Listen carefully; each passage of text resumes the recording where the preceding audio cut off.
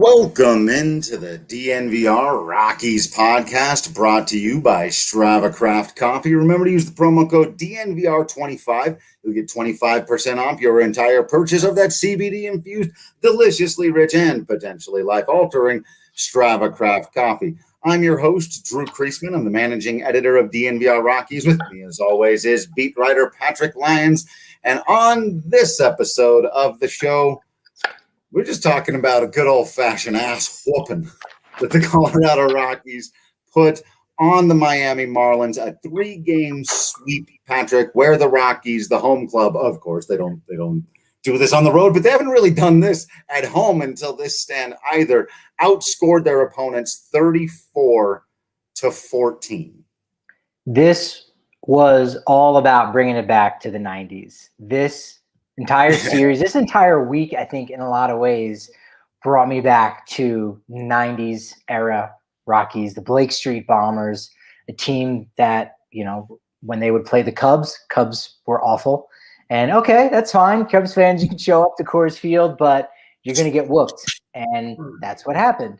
And then the Marlins come in, and it doesn't matter who they've got. Hey, you're promising. There's a lot of potential there. But again, another serious butt whooping. So between that and the All-Star game with all the reminiscing about 1998, the Blake Street Gomber, and just the general love of 90s aesthetics and remembering the 90s very fondly right now, being very hip thing, it just felt like that with this series. You just went to the ballpark and you saw some serious butt whooping. You saw a lot of home runs. You didn't worry about altitude or humidor because you didn't know what a humidor was in the 90s. Right. And it was fantastic, and it was fun. Above all else, it was fun. It was so much fun. There were a lot of fireworks.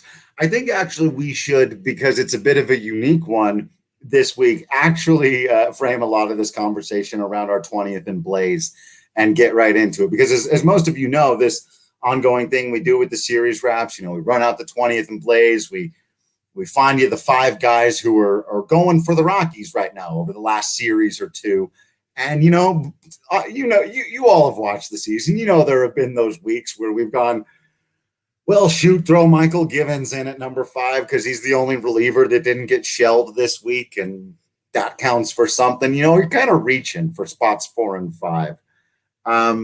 But right now, there are so many guys. In fact, Patrick, before we actually look at the list, let me submit this to you. Outside of the bullpen, who on this roster would you say that guy's struggling right now? Josh Fuentes, right? And he got set down. You weren't really asking me that like in seriousness, because there's nobody right now, and I don't even think you worry about the bullpen. And that was something that I thought about, at the 8th and 9th inning, and Gilbreth and Bowden with the lead runner on, and eventually the home run by Jesus Aguilar in the 9th inning. And I sort of thought, well, you know what? This was the bullpen that I thought would have been okay if the starting pitching was where it needed to be this season, which it absolutely has been, maybe even a little bit better than that. Yeah. And if the offense just supports that starting pitching with runs, then you'd be totally fine with what you get from the bullpen. So even in that instance, I'm kind of okay with that. So really, I don't think there's anybody struggling. I really have to look, because at this point, you don't want to find that person, because are you picking hairs? Why do we want to know who's struggling? Because everyone is living their best life right now for the Colorado Rockies. I appreciate Jake in the comments. Remember to be here on the YouTube so you can play along, saying, Hampson struggling. Hampson's certainly not knocking the cover off the ball and lighting the world on fire right now. But Hampson is absolutely contributing to these big games with the hits here and there, the fantastic defense, the base running, and certainly if you're comparing him to where he was earlier in the season, when he really just couldn't hang in there against right-handed pitching at all. But I would agree, Hampson, and I thought of Daza. Daza was having a much better stretch earlier. Right now, his kind of coming back from the IL. Yeah, he just came back. Give him a pass. And Mark, Hampson, Daza, they're not lighting the world on fire. But they're also playing less because the guys in front of them are playing so well right now. So even then, yeah, you're kind of reaching for those moments. And I'll throw in something positive about Hampson is that he batted leadoff last night and played third base. Mm-hmm. He had played 2 innings of third base ever as a professional since being drafted in the third round at a Long Beach State University. And there he is starting, batting leadoff, something that I thought maybe had never happened. Turns out Rafael Inoa, 2014. There's a name for you. He did it. DJ LeMahieu was the one right before that. Rafael Inoa is the position player version of Johan Flande. It really is. That's so perfect. Yeah, after talking about Rafael Ortega for 3 days with the Cubs, Rafael Inoa, hey, man, we haven't forgotten about you. Fantastic. Patrick, so let's get into the 20th and Blaze, because this is actually, and you were kind of alluding to this a moment ago, where we begin. So we had to clump them into groups. We just had to clump them into groups. So we're starting at number 5 here with actually the unit that's been the best for the Rockies all season, but really during this homestand where if Tapia hangs on to that ball, they just went 6-0 on the homestand. The starting pitching was fine. Gomber had a really nice start in there. Marquez had a dominant start in there. But other than that, Gray couldn't get out of the 5th in his game, had the big 3-run double that I just talked about that popped out of Tapia's glove from Patrick Wisdom. Freeland was good in his first game of the homestand, but today, similarly, really struggled in that 5th, kind of gave the Marlins some life to get back into the game a little bit. That ended up affecting the bullpen. I think Bud Black would really have preferred to have gotten another inning out of Freeland there. Senzatella was cruising until he wasn't and got knocked out of the game and couldn't finish his 5th. So the starting pitching lately has been fine, good, kept you in the game. Not as dominant as they've been for the rest of the year, but with what the offense has been doing lately, it's been good enough. And you do still have those 7 innings or 7 strikeout, 8 strikeouts, no walks out of Marquez, stuff like that. Gomber just set his career high in strikeouts. So you go, if you're still getting those moments out of a time when your pitching hasn't been quite as good as it has been the rest of the year, just another signal of how quality these guys have been. And when you think they're not going to put the pedal to the metal, they've still given those big innings over the course of a game, 6, 7 innings, whatever it is. Again, Freeland not able to do that today, but not giving back those runs when you've got a serious cushion and you can already feel the vibes in the stadium that, no, this is going to be a victory, because those vibes can definitely be deceiving at Coors Field on any given day. And honestly, I don't think the vibes have necessarily been there quite as much this season. Last year's season, there was almost no vibes because there were no fans. But no vibes at all, man. But you could almost see it in a sense like, hey, this is fun. Rockies should come away with the victory, come away with the sweep. It's all good. You still know in the back of your mind all of the great stuff that just happened for Rockies hitters and what the offense was able to do and break out. You know that, well, the other team plays in this ballpark too, and we do know that can happen. So, but we didn't really have to worry about that as far as it concerned the starting pitching. Right. Yeah. And again, I've been doing, I don't know exactly why.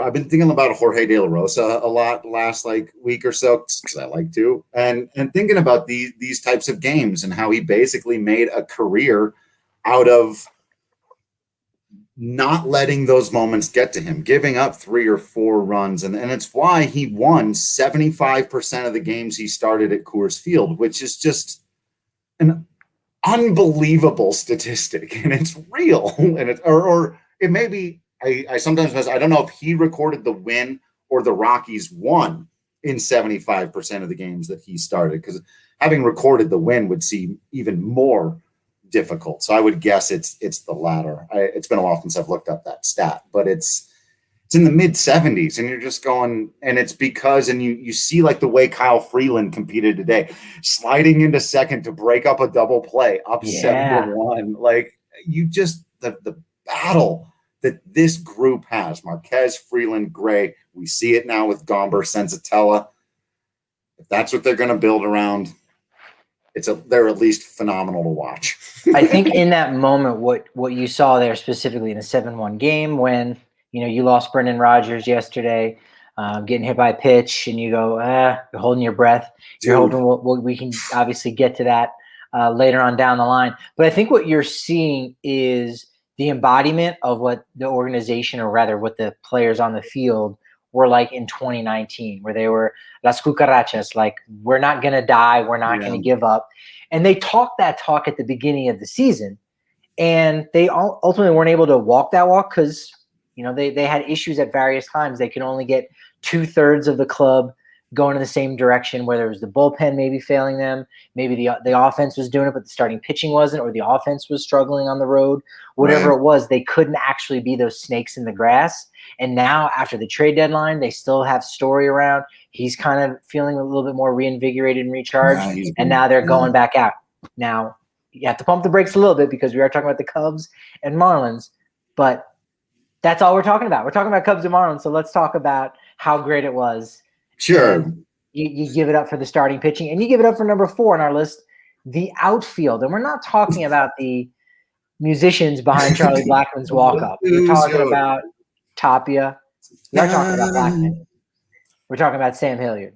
We're talking about Hampson and Daza to a degree, but really Tapia doing it again in the quiet way that he does it sometimes, and makes a little more noise than others than at other times. But Hilliard, obviously the one making a lot of noise in that Rockies outfield. They've been fantastic too.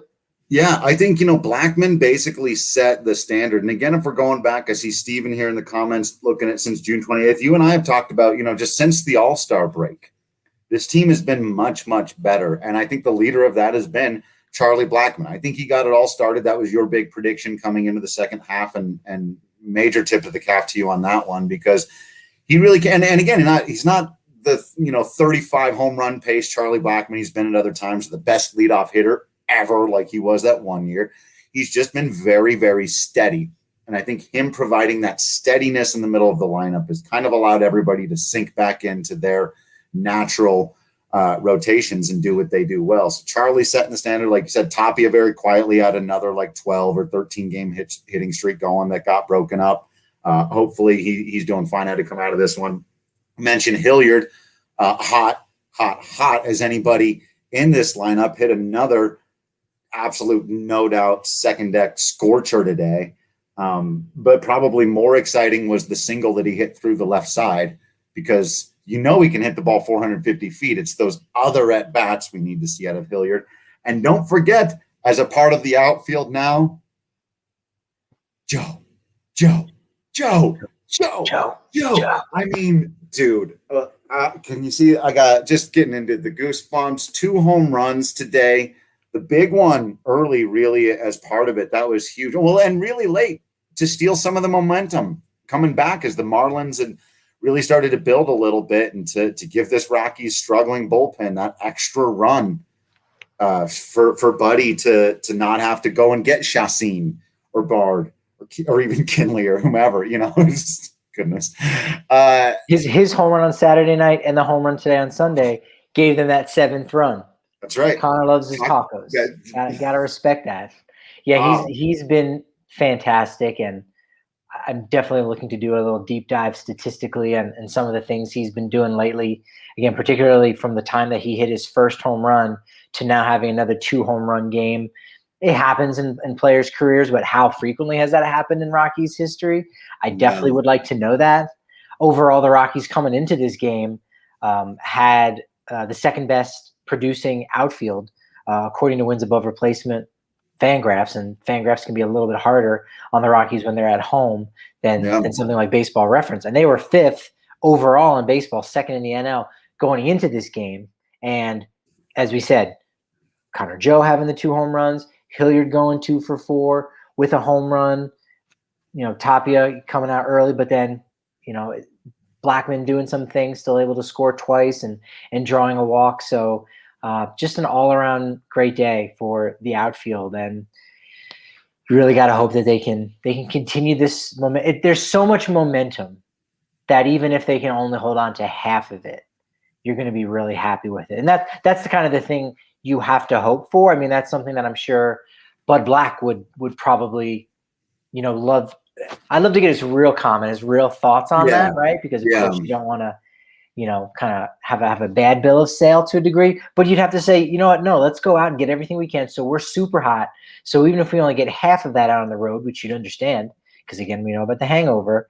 You're going to be really happy with that. So this has got to be as good as they've felt going into a road trip all season easily, right? So, yeah, man. But I sent this out on Twitter. I think Connor Joe is one of the most fun things happening in all of baseball right now. That he's breaking out in this way, that he's truly earned his spot. The home runs and stuff are great, but that he puts together such a confident and non-anxious at bat for a guy who's been through so much and is trying to prove himself and is. When you're a 27, 28-year-old rookie, your career can be 26 games and over, like our friend Alex Castellanos, if you remember from several podcasts ago. Those of you doing your trivia homework, there's a name for you. But I'm so into this Connor Joe thing, and it just, you hope it lasts forever. It's baseball, so the chances are not always with you, but. And I agree with it was the Jedi's Hut seeing him earlier in the year, and he just looks awesome. Like there's something like, remember that comment, the thing in Moneyball where they make a joke about how old scouts used to they look for good body guys. Like we're looking for Fabio. Well, Connor Joe is a Fabio. He's got the hair to back it up. We know that. Yeah, we know that. Before we get to our next one, let's go ahead and remind everybody about becoming a member at the DNVR.com, getting access to all of that written content, getting discounts constantly on hats and shirts, getting a bigger beer down at the DNVR bar from our friends at Breck Brew, getting access to our Discord channel, getting a free shirt when you order your annual subscription there. All kinds of fun reasons to become a member. Got to get down to the bar. One thing, got to give a shout out for those of you who are into the fantasy football. I haven't done in years. Maybe we should do one. Maybe we should do a DNVR Rockies fantasy football, like just the baseball people. We're gonna do a fantasy football league. I don't know, but if we get it together, if you want to do your parties down at the DNVR bar, you should absolutely get in contact with us. Cool. They're gonna hook you up with all kinds of cool stuff. It's for everyone, not just for members, though we do hope that you're members. You sign up to host your party at the dopest bar in town. You receive 2 free pitchers of beer. 1 Breck beer, and a pitcher of your choice, one of the other draft of your choice. So all you need to do is call the bar from 3 p.m. or later, or the easiest way is actually send an email to the GM, just GM at thednvrbar.com. GM at thednvrbar.com. It's going to be a fun winner for all of that stuff. And I know that while I'm looking into my fantasy football stuff, I'm going to be, of course, on the DraftKings Sportsbook app. If I'm going all in, may as well go all in, play some bets. I know nothing about where football teams are at right now, but I'm just going to go and listen to a couple DNVR Broncos preseason shows. I'll be all caught up. I will take RK's advice on anything, and I will just let RK and Andre tell me what I should put my money on. And you should do the exact same. Get on the DraftKings Sportsbook app. Right now really is the absolute best time. If you've never gotten on before, if you want to take advantage of the promo and make sure that your first $100 of betting is basically free, download right now. Use the promo code DNVR when you sign up, because you'll turn $1 into $100 in free credits if America wins a medal. They've won hundreds of them, I'm pretty sure at this point. Even got a silver medal in baseball. Gotta love that. Yes. We're gonna have to talk about that a little bit here soon. I love international baseball and all those kinds of things. So yeah, it's code DNVR. Turn $1 into $100 in free credits for a limited time only at DraftKings Sportsbook. Must be 21 or older. Colorado only. New customers only. Restrictions apply. See DraftKings.com/sportsbook for details. If you have a gambling problem, call 1-800-522-4700. All righty. Where are we at? Number 3 on our 20th place. We've got the infield being generally awesome. And of course, we have to talk about everybody except one in particular person. You'll figure out who that is in just a moment. But Brendan Rodgers, he extended his hitting streak. I think I started counting up ahead. Is he at 14 now? 13 or 14. I think it's 13, and then which he had gotten adding Before and going getting in and saying, okay, so tomorrow will be 14. I started getting very anxious about it. They kept Right. going. Story, 10-game hit streak as well. McMahon putting together some better at bats. He's been getting some more off days here and there, which you like to see with the offense being fine without him. And really, generally, before the injury, well, let's talk Trevor Story, Brendan Rodgers, a fantastic combination, really, really offensively doing things much like the early days of LeMahieu and Story, but Story is the young Right. guy and LeMahieu is more the veteran guy, providing that consistency. It's kind of almost switch roles in this Flipped, yeah. bizarro season. But it's no, totally. They've been so much fun to watch. Story really for his last 10, 11 games has looked like a totally different guy. He'd really struggling going into the All-Star break, first couple of games out of, the trade deadline, all that stuff. And then it seems like it took him 3-4 days to kind of recover from all the drama. And now he's playing some of his best baseball of the season. Brendan Rodgers really for the last 2 or 3 weeks has been the Rockies' most consistent player, arguably. And yeah, Jake beat me to it by just a moment. The 6-4-3 glove flip for the single out on the I've seen versions of that before, but never done in that way, in that spot quite like that ever before. That was really creative. And probably the first time all year I thought to myself, Trevor Story looks like he's having so much fun out there. One of the reasons why I also haven't seen a play like that before is because the shift was on. That already wipes away 100 plus years of baseball highlights that you may have seen, because that was a non-factor. So you had Story's momentum already kind of going towards first base, and Rodgers almost flat-footed because he was out of the play. And there was this awareness that, hey, there's a no-hitter on the line here.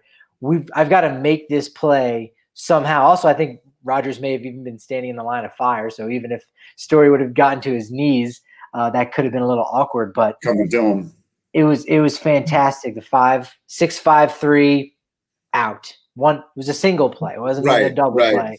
And he beat him by like 25 steps. Poor. I'm not gonna say poor Jazz Chisholm, but I mean, sometimes when you have that kind of luck, you're like, hey, I'm supposed to be hitting for the cycle here at Coors Field. I'm ready to start doing some Trey Turner-like things. Right. And no, he's got Trevor Story and Brendan Rodgers making, almost an all-time play. Certainly all-time for uniqueness.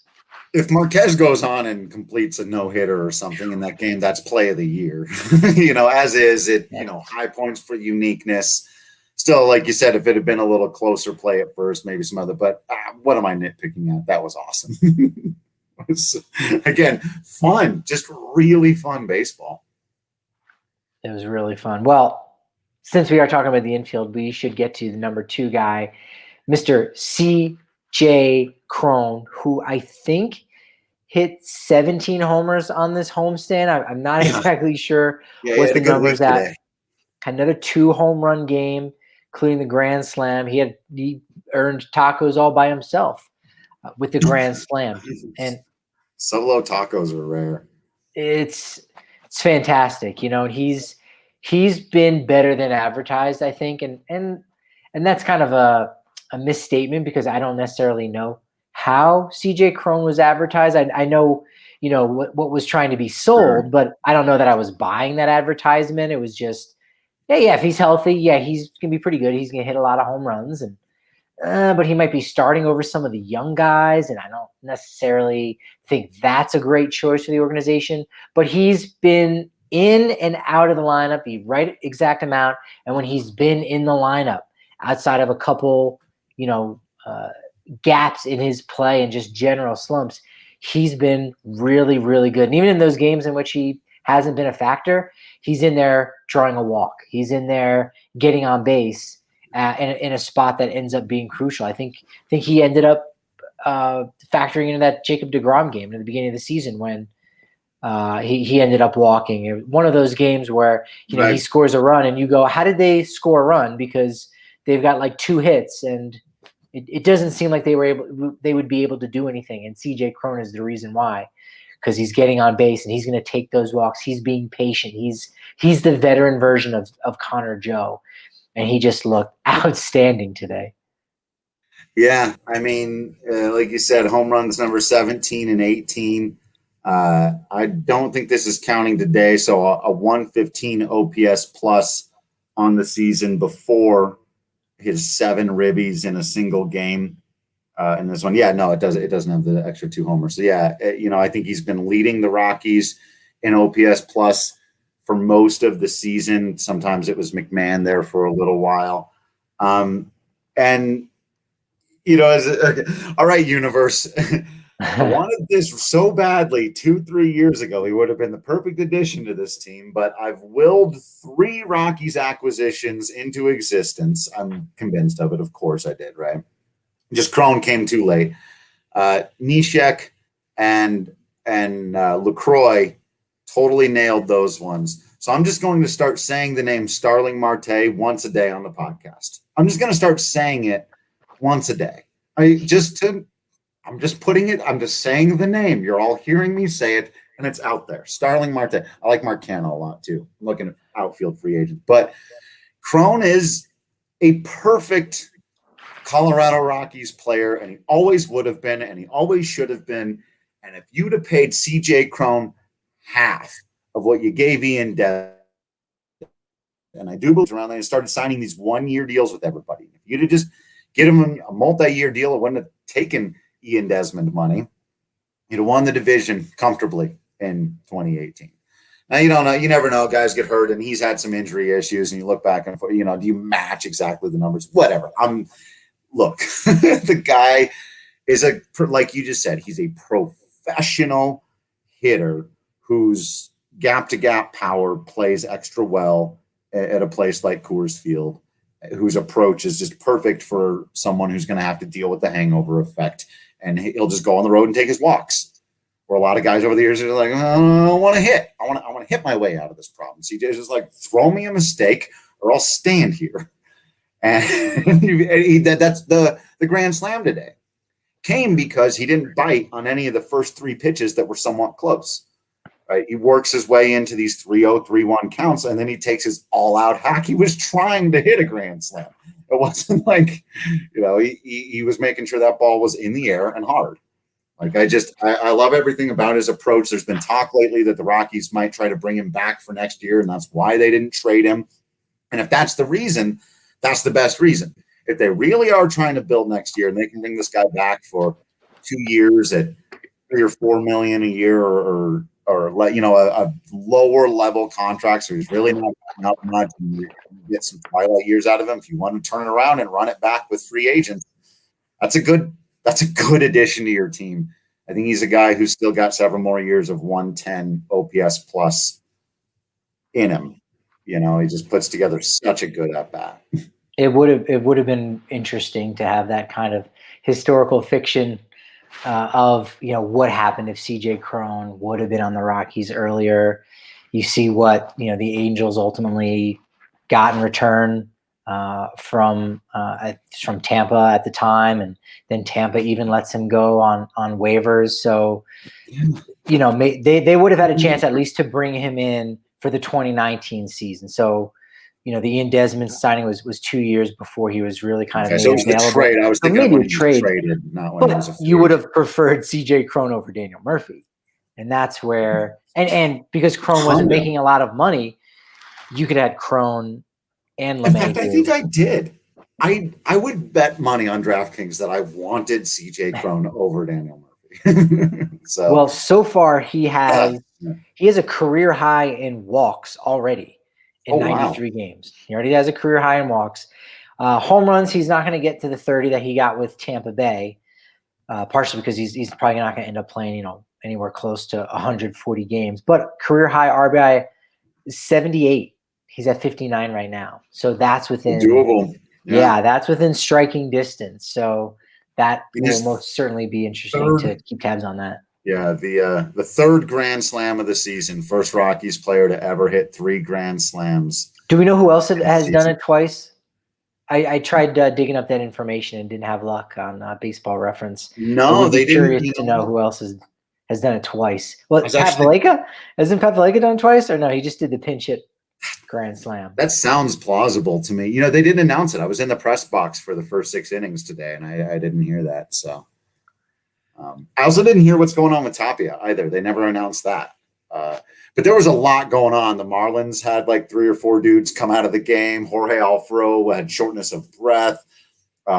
Miguel Rojas got thrown out, and I think does anybody have eyes on Miguel Rojas? I don't know if he's at the DNVR bar right now. An invitation may have been sent out. He may have accepted it. He may have gone down. We don't have any confirmation. So if you're at the bar right now, please let us know if Miguel Rojas is in the building. Oh, that was great. I loved how slow a burn him getting angry about it was, because he was mad, but then he just started he's chirping at the home plate umpire a little bit. And I think I didn't look up. Sorry, there was so much going on. The first base umpire said one thing. I'm sure it was probably like, all right, that's enough. I'm sure it was, but then that was it. It was like, no, you don't get to say stuff. And the slow jog all the way out just to do this in front of the umpire, in front of 30,000 people, so we can all see what a check swing looks like. And it's funny. I actually had thought before the game, not that anyone was going to get thrown out, but when I looked at the umpiring crew, Mark Carlson was the only name I recognized. Like, you know, if you're into the umpiring game and just looking at names and noticing them, for me, because I don't really focus in on it too much, there's always 2 you probably know or you've at least heard of. A third, you're like, I've seen that name around, and then the fourth, the young guy on the squad that you're like, okay, I don't know him, but in a couple years I will. And I noticed with this crew, Mark Carlson was the only name remotely familiar. Ryan Aditon was behind home plate. At second, Chris Siegel, and then at third base, one of the main protagonists in The Great Gatsby, Jordan Baker, was at third base. And so I'm like, I don't know. So I technically do know 2 of the names, but one is a fictional character from a F. Scott Fitzgerald novel. So I don't think I actually do know that person. So that is kind of unique. And you wonder, that would be one where you wish you were a fly on the wall, or wish you could ask someone like, what's going on? Is there some kind of dynamic? Was Carlson trying to protect his younger crew? I mean, again, it was his call, but maybe he's just letting them know, like, man, you guys have been barking all weekend with my young crew here. Some of them had just gotten called up from AAA, whatever it is. But, you know, there are those dynamics where, hey, as an umpire, I need to protect my crew more than I need to be true to the situation and either eject or not eject a guy, right? There are those dynamics at times. Totally. And that could have been part of it. Could have been. For sure. I agree with Jake in the comment section, though, and I said this in our Discord at the time. I thought it was a brutal call. Again, I was sitting up in the press box at that point, and you've got a pretty good view of a right-handed swing from our vantage point just down the first base line. I was like, really looked like he held up. Then they showed an over-the-top view, and I thought he definitely held up. And then they showed the side view, and I thought I was a little closer than I thought. Still, that's one of those things where I prefer umpires just do less. And that's probably where Rojas is coming from there. Like, man, look, don't take – and that's how hitters always feel this way. I'm sure the phrase at some point came out, don't take my at-bat away from me. That's how that always feels to a hitter. So I get why he's upset there, but it was funny, all told. The only thing we cannot take away Numero uno. Blank at number 1, the home Rockies, just the whole GD team this week, going 5-1 on the homestand, damn near perfect. In fact, if you ask some people in our company, they swept the Cubs. So technically, they did go 6-0. They did. That one catch. Obscure reference only Drew and I get. I'm sorry for doing that, but it felt like they had swept the Cubs in a lot of ways. Again, you know, the Cubs go into every series 0-1. Like they've already lost before they've entered the building because no one knows who the heck is on that team. So the Rockies, they came in and did what you would hope they would do. Like, I mean, even in a winning season, you go, all right, well, you got to go 5-1. And of course they go 3-3 or 4-2. And that's just something that plagues a lot of teams where as soon as you start, penciling in those wins, you end up getting losses. And this one, again, since the trade deadline happened, it's just, okay, it's kind of a new season. Let's have them play. Let the kids have fun. And they went out and they had a lot of fun, 5-1 at home at Coors Field. Super exciting. And then the next time they come back, it's against the Padres and D-backs. And it could be more fun if the Rockies do have the Padres number, like they do in San Diego. Played them well so far. Diamondbacks are really bad. So, hey, maybe more fun's on the way for these home Rockies. So I saw a stat on the television the other day. So, the AT&T Sportsnet team and all their research, whatever, that this is the third best home winning percentage in Rockies history. And that's just, and you're just like, oh man, really? You're going to waste it on this year? But it's not totally wasted. First of all, it's a lot of fun. Remember that sports are about fun, and having fun day to day, enjoying your baseball team is not a waste. It's not an it doesn't matter situation. It's literally what sports are for. It's okay. Yeah, they'd only swept a series at home twice.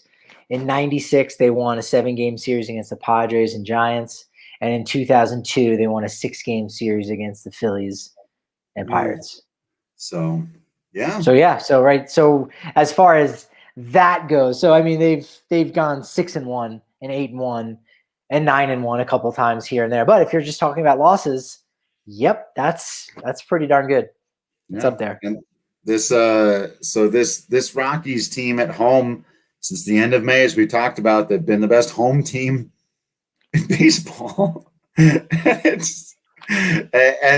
then you see these wins, and we know, again, as we talked about, we understand that the Cubs just traded away almost their whole team. The Marlins just traded Starling Marte. Otherwise, that's the same team. They didn't just get thwomped because they didn't have their old center fielder. Great as that guy is at Coors Field, I don't think he was going to swing this one the 20 runs in the other direction that the Marlins needed here for the run differential to come out in their favor. So yeah, I think these are building block, stepping stone games for some of these guys. We might look back at this as the time when Sam Hilliard really became a dude, or the time when Connor Joe really became a dude, or maybe we'll look back at it and remember as the time they cemented themselves as very reliable role players who could, be sort of like the cult heroes for the next group or whatever it is. But these home Rockies have been extraordinarily fun to watch. And now they're swamping people. Like they're like we said, going out there and you're looking at up and down the lineup. There's nobody you're going, oh man, this guy, so-and-so is up. Even today, Dom Nunez. We forgot because we left out catching because I was thinking about breaking everything up, which leaves out Elias Diaz, who's been one of their hottest players in this stretch, but just didn't play today. Dom Nunez getting in there. Second deck shot. His 7th home run of the year. So is Diaz at 13 and Nunez is at 7? 7. So we got 20. 20 home runs from the catcher position. I mean, it's just fun right now to watch them play. I know you start thinking too much about the future one way or the other, and yeah, it's easy to start getting again. But right now, like we said at the very beginning of the show, only a handful of guys who feel like they're even scuffling at all, and that's only barely. So, home Rockies, really, really good right now. Feeling great. Also feeling great in celebration, getting a little illegal Pete's. Loving some illegal Pete's these days. Great way to celebrate big Rockies home wins. You swing on by. There's one right down there in Lodos. You can swing by after the game if you're watching the game at the bar. There's one right down the block from the bar as well. If you've been out at an event at the game, or if you've gone to maybe a comedy show or a concert or something that day, show them your ticket on your phone, or if you've got an actual ticket, they'll hook you up with a free draft beer or house marg with the purchase of an adult entree. They've got happy hours from 3 to 6 every day, $1 off drafts, $1 off house margs, coin style margs, $20 party margaritas, all kinds of fun stuff there. You love illegal Pete's. You know you love the queso. You know you love the burritos or the burrito buns. Potatoes. Woo. It's time. I'm only reminding you right now that you are in the mood for illegal Pete's, so that as soon as this live show is over, you can head on over, get yourself a tasty meal. And again, if you went to the ball game today, show them your ticket. They'll hook you up with a fantastic deal. Even if you have a digital ticket, it's fine. Yeah. It works. Yeah. It works. Also, of course, it's been a while since I've been able to talk about our friends at Hassel Cattle Company. If you don't feel like going out right now to the illegal Pete's, you'd rather eat in. Well, right now, you might have to wait a little bit if you don't have any in your freezer right this second the way I do. You're going to have to order it. So in a week or so, you're going to have yourself some delicious Wagyu beef from Hassel Cattle Company. Absolutely delicious stuff. We'll get you 10% off by using promo code DNVR10. You'll get free shipping if you order over $200, which is super, super cool. But really, even if you didn't get all that stuff, I would still order from Hassel Cattle Company. It's just delicious beef. The Wagyu is absolutely wonderful. It's so good. And they don't pump it full of antibiotics or hormones, any of that garbage. Really bad for the animals, really bad for the environment. It's really bad when it gets into your body after eating it. It's bad for everybody. And it's not like it saves you money. Like, go and check. I'm not lying to you. Go to Hassel Cattle Company right now. Check them out. HASSELL cattlecompany.com. Check out the prices. You might be amazed, especially if you're getting in on some of the promos. So, again, getting your ground chuck, ground beef, your bacon, steaks, burgers, sausages. You've ordered a lot more frequently than I have, so you might remember the shipping options. Is there just one general shipping option? Do they even do like an overnight? I think they do. I think they have. Now, do they have one of those cool overnight ones where there's two overnight options? One, you get it the next day because they're packing it and shipping it out overnight, and then the other one where someone quietly, a cattle ninja comes in, and then when you wake up, it's already in your freezer. You're like, that's overnight. Do they have that option, or are they working on it? Cattle ninja. I will have to ask them. I know they were working on that. I know they were working on that because they're like, look, if it's gonna be overnight, we want people to wake up with it right there in their freezer. What is this? I just went to double check and see what my cart, because I didn't know how your question was going to end, but I just went there and they got something going on. I believe this Independence Day sale box is still going. $100, 5 pounds of ground beef, 3 pounds of Frank's, 2 pounds original smoked sausage, 2 pounds of jalapenos, cheese smoked sausage. You're getting a grill out, and I highly recommend to also getting the seasonings. Very, very good. Oh boy, now I'm hungry. It's ready to eat. We do, speaking of which, and DraftKings and all of that and eating, we did shout them out, but we can't forget our draft king of the game. Yeah, speaking of beef and beefy boys, we should give it up. It is who you thought it was. Multi-homer man, Christopher John Cron. Is that? I read that recently. We should know. 2 home runs, including a grand salami. Just doing the damn thing. 4 home runs at home this week on top of that, if that's not enough. 16 RBI since flying in from San Diego. 16 ribbies. That's like unreal. That's a solid month for some guys. Like, all right. I do miss. Look, I want the Rockies to win. I want them to go to the postseason and do what it takes to do that. But at the end of the day, not every team can do that. And you just want baseball to be fun.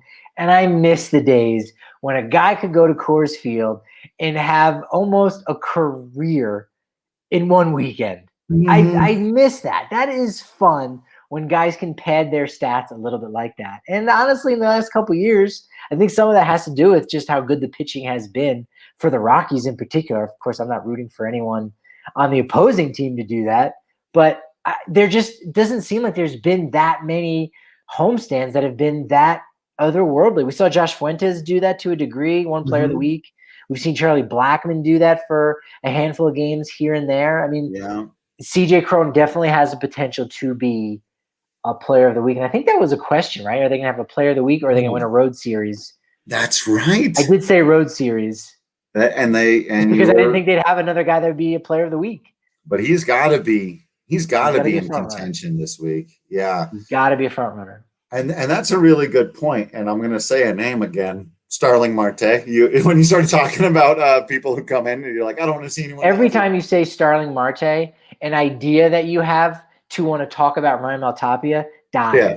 So I just want you to know, there's a correlation. If you say Starling Marte, a nickel comes out of the Ryan Maltapia. I've got a 1-2 in the lineup, baby. Left field, center field, top leading off. Starling Marte batting second. I would not be mad at that. I think he is the perfect fit for the Rockies center field for the next couple of years. But and he was the one guy I thought. Will Myers is the other one you think of, like who's come to Coors Field for a set, and you're like, man, that guy had a really nice month this weekend. And Marte and Myers are the guys I can think of who've come through and just put up some monster numbers. But yeah, you see CJ Cron do this kind of stuff, and you go, that's really cool, man. And again, it sounds like he had some interest since the Rockies, had belief in him and have given them this opportunity to revitalize his career and sticking around. And obviously, if you're an aging hitter and you want to stay someplace that's gonna, if you feel comfortable here, like I can hit. So why don't I just keep doing this? And he may be that perfect bridge. I've been thinking about other people as this bridge between Cron and Toglia eventually. Yeah. And he was like, actually, what if it's just CJ Cron 2 more years and then Toglia takes over? I've got no problems with that plan. He's endeared himself to the fans on top of everything else too. He's been a great guy in the clubhouse. I've been hearing more and more about that and the way he's kind of become a leader down there. So fun stuff. Yeah, Mark Reynolds was 32 and 33 years old when he had his 2 years with Colorado before, returning in 2019. So he's kind of right in that range. And that I think is another one of those hacks, in a sense, if you will, of, hey, what do the Rockies need to do to have a consistent winner? Or what's some of the things that they've learned? And again, with Coors Field being so unique, there's still so much that's unknown. But starting pitching, develop it from within. They kind of have that figured out now. And one of those other things is, you know what? Let's just have a guy in his early 30s, bring him in for a year or two to play first base. We'll get a lot of bang for our buck. And, Todd Helton was that guy for a long time, so they didn't really have to – they really weren't able to try that out. And, with universal DH, it only makes that much more sense that you could do that. Heck, you could probably even have a rotating cast. You could almost have 2 of those kind of guys at first base, potentially, of those older sluggers. 32 by far is by no means, old, but no, I've got another one I want. You've got that option. And again, if Michael Toglia could totally be the answer, then you never have to think about it again. But until that time, like you said, when you need that bridge, until then, hey, let's just re-up these guys. You're 31, 32, step into our office. That's right. I'm taking them. I'm taking them right now, especially because the DH is coming to the National League next year, which just increases your options. But I've got Charlie penciled in for most of the DH at bats over the next couple of years too. So, but yeah, it's interesting when you look out there at the team, man. And like you said, the big key, I think, if they're really trying to prove to people that they can, as Goody came on the show the other day and said they're trying to turn around and compete next year. Well, they've got a lot to prove then in these last couple of months here with these players. They've got a lot to do, and then they have to absolutely nail free agency, and that's going to be a bigger challenge than I think. But there's a ton of free agents also. That's the one thing is like, I've been looking at the list. There's a lot of those guys, a lot of B-level dudes. I want Starling Marte and Mark Canha. Those are the guys I want. Those are those early 30s guys who can still rake a little bit, but bring you some stuff like you're talking about with Cron. But that's one of the funny things about baseball, right? Too, is you go, hey, that's maybe not the way you draw it up. And you would have said the Giants should have blown this thing up years ago. Got rid of all of these dudes, but shoot, there they go. They might still win the damn division. So, it's not necessarily an impossibility, but they've got a lot to prove. So that's why we're going to be watching. If that is their plan, and it sounds like it is, you got to watch these final months that much more closely and be that much more scrutinizing of everything that happens with Hilliard, Joe, Hampson, Daza. Are any of those guys starters, or are they bench players? We need the answer to that now if you're trying to compete next year. Is Ryan McMahon a star of the future or a nice piece? Is Brendan Rodgers a star of the future or a nice piece? Are you going to bring back CJ Cron? Because I think that's a good start there. Does Blackman have those years left in him? The one thing you don't have to question, though, and that's why you feel great when you start, is you just look over there at that starting pitching rotation. You go, Marquez, Gomber, Freeland. Presumably, they're working on bringing back Gray here. Senzatella, and then after that, you get to add Peter Lambert, Ryan Rollison, and Chi-Chi's probably still going to be around. And you go, they don't have to go looking for starting pitching. That'll be important in those cold winter nights when maybe other teams are making transactions, particularly big transactions with the free agents, and the Rockies are kind of just waiting in the weeds and like, hey, CJ Cron's the guy we've wanted all along, but let's let the chips fall where they may and give him the minor league invite. And so seems like it's somewhat of a last ditch effort, or let's kind of see what's left over. And sometimes you understand that. I think sometimes that obviously can work out. If you're a front runner, you got to go and get that piece that you think is the last thing that you're going to need to win. And because the Rockies aren't exactly there yet, they can wait and they can be patient and say, hey, you know what? The market for Marcana is not as much as it is for Starling Marte. So we'll let Marte go and then we'll engage with Cana's people, or vice versa. Whatever that is, we'll see. Cron's been playing well enough that I think, there could be some other suitors too. Those small market teams. I mean, look where he kicked around between Minnesota and Tampa Bay and Detroit, and you're like, oh man, okay, I'm starting to see a little bit of a pattern here. And in fact, if you're interested in some of those sort of B market or B level players, just look who's a free agent for the Twins, Tigers, Tampa, and then go, this is probably who the Rockies might be targeting, and targeting closer to January and February than the first second that they can go out and sign a free agent. But to me, and I said this the other day, I think that may be a blessing in disguise, honestly, because it does two things. One, it doesn't tie you to any of them the way you've been tied to star players for almost your entire existence as the Colorado Rockies. And that means when they're playing well, you've got a chance if you put just the right pieces around them. And if they're hurt the way Cargo and Tulo kept being, then you can't do anything because you're not a big market team that can sustain long periods of time where your star players aren't playing well. So if you can't afford star players or they're not signing with you or whatever, as you put it, you got to go around and get all these B guys. I think that's better anyway because you need 3 or 4 B guys, not 1 or 2 A guys. Freddie Freeman doesn't make you contenders suddenly, but Marte, Acana, maybe an Andrelton Simmons as a defensive replacement who doesn't hit at all, but on the cheap. And your shortstop is okay. You're not forcing Rodgers to play there. You can leave him at second. Stuff like that, where it takes the burden off of any one of those guys having to be the star player, and it leaves you money to, again, spend in the same principled way in the bullpen. Because you have to get better in the bullpen, but you can't. We all know you can't just go and spend on the 3 best relievers that are available. They did that once. They're relievers. They're not. They're the most volatile people in all of sports. And so going and throwing all that money at Jake McGee, Brian Shaw, Wade Davis makes no sense. Picking up Greg Holland, Chris Russin, Adam Ottavino, Scott Oberg. These are the guys that you just don't know who they're going to be. So you need 6 or 7 of them. You need 15 relievers to show up at next spring training fighting for 8 spots.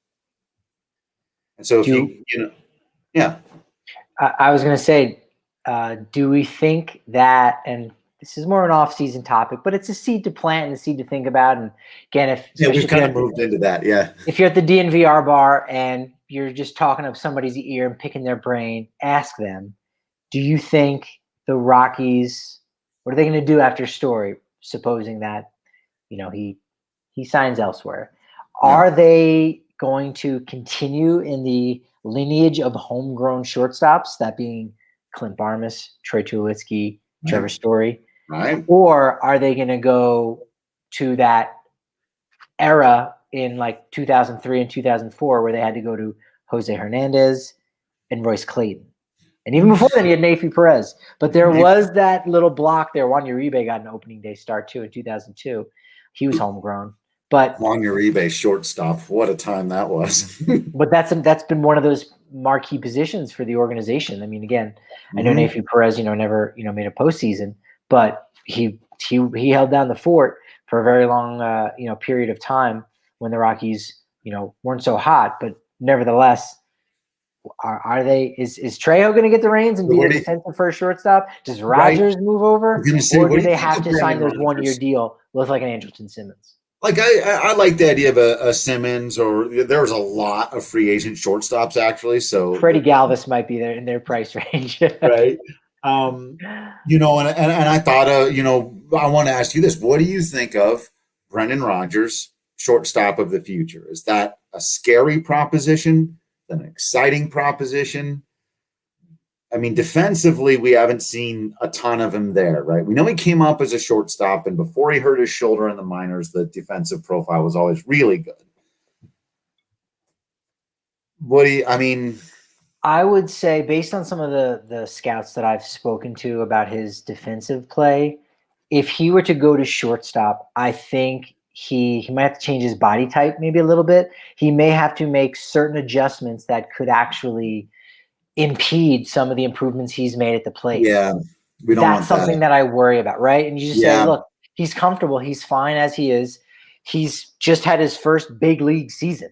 Like, let's let him, enjoy that, revel in it, try to make the next step to be a superstar. So you know what? If he's more comfortable at second base and doing that, I'm sure he would love the challenge. You ask him, he's like, yes, I want to go back to playing shortstop. And he should say that. He's gonna. Yeah. But I think you keep him at second base, and maybe even he transitions to third base potentially, depending on what happens with Aaron Schunk and some other guys in the system. But I think he probably is just better served playing second base. But if you give him that challenge, I think he could step up to it, and you'd see improvement defensively with him at shortstop in year one. And then year two, he really starts to get comfortable. But again, do you want that to be his focus, or do you want him to just say, look, stay inside yourself. Here's your game. You've been a second baseman for a while now at the big league level. You're crushing pitching. Stay comfortable. Do that. There's not as much pressure on him defensively. Right. I think that's the better situation, that you're setting him up for success. Right. No, I agree. I agree with you there.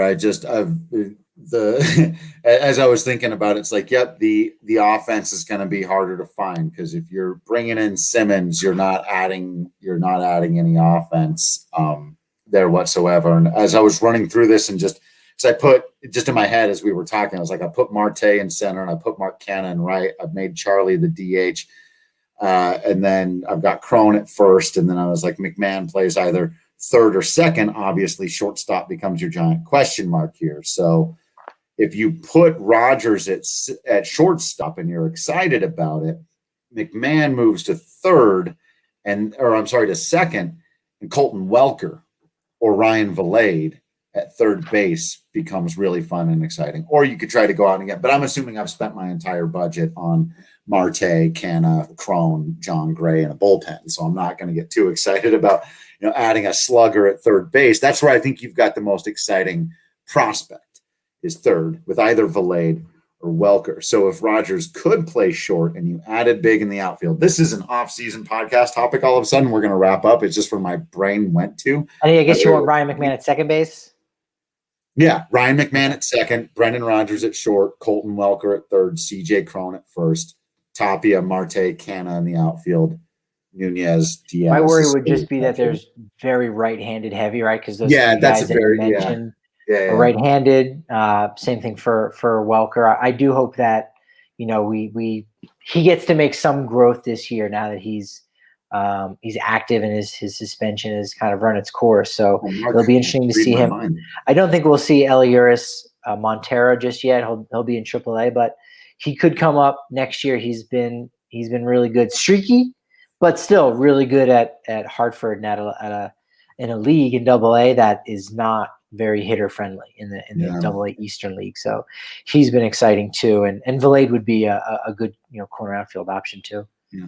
And Mark, if Hilliard is really a thing and I can't afford Canna and I'm really just going all in on Starling and Marte, which again, I don't think one B-level free agent gets it done, but Hilliard and Wright, there's your lefty. But you're right. I mean, obviously with me going after two right-handed outfield free agents right there, you're very right-handed heavy. And so more stuff to think about, but it just kind of going, you know what? Yeah, that's a lineup that I think could compete with this starting rotation, assuming the bullpen isn't an epic disaster, which is one of those things you just you see them as they go. They didn't blow it in any of these ones, as it turned out. The Rockies able to hold on for some wins. So fun baseball. They go out on the road now. It might get much tougher. This is what you got to see, though, because, again, they got to prove it. Yeah, it's nice that the young guys, or as we've pointed out before, some of them more inexperienced than actually young, but I still think plenty of them have opportunities to be late bloomers, as it were. You got to do it on the road. You got to show an ability to go out. We've seen it from Rodgers, and that's it. Some of the bets. Tapia, we've always known. Tapia's never had his everything he does translates to everywhere. The rest of the guys have got to figure out how to find consistency on the road. Hilliard wants to win, Mark. If Hilliard wants to get into that mix and be one of those guys, Diaz, if he wants to prove he's the catcher of the future, McMahon, these guys got to get it done on the road. So we'll see. Hang out with us. We'll find out. And we'll be live tomorrow. We'll break down that Astros series. Framber Valdez, Jake Odorizzi going for Houston. Quick little 2-game set in Houston before they have 4 games in San Francisco, all at 7:05. Seems late. That's a late one. I mean, it's only an hour difference, but still, just seeing a Thursday night game at 7:05 is unique, to say the least. Yeah. So hang out with us, see how they manage on this road trip. Like Patrick said, we'll be live for you to preview all of the road trip tomorrow. That's Monday for those of you listening to this at any other time. Make sure you are joining us for the lives on the YouTube. You can hit the bell icon. It'll let you know when we're actually going live. You can join the conversation. We appreciate you all for leaving your comments. Make sure you are subscribed to the DNVR.com, all the written content and the discounts and the free shirt and the Discord channel, all the stuff that comes with the membership that I don't always remember everything. And, of course, follow everybody on social media at Drew Creasman, at Patrick D. Lyons, at DNVR_Rockies. We appreciate all of you for continuing to be absolutely awesome baseball fans out there. I promise that we will continue to be absolutely Patrick Lyons and Drew Creasman in here. And until next time, we will see you at the ballpark.